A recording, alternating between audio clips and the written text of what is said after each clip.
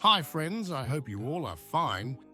This video is about how to fix Lenovo laptop.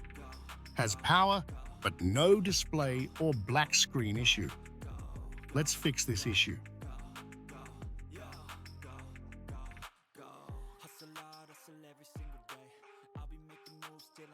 First method is to press Win plus Control plus Shift plus B keys together to reset the graphic card drivers.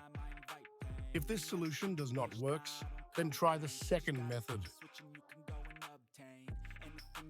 For that, remove the charger and all other plugins from your laptop. After that, turn off your laptop, wait a few seconds. Now, press or hold power button for 30 to 60 seconds so that all the power stored drain from the laptop.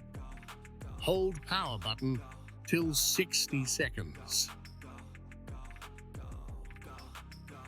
Once done, leave the power button, connect charger and other plugins to laptop, and then turn on the laptop.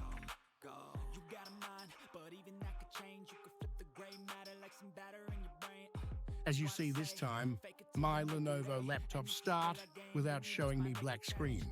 So through these ways, you can fix Lenovo laptop black screen problem. Thanks for watching.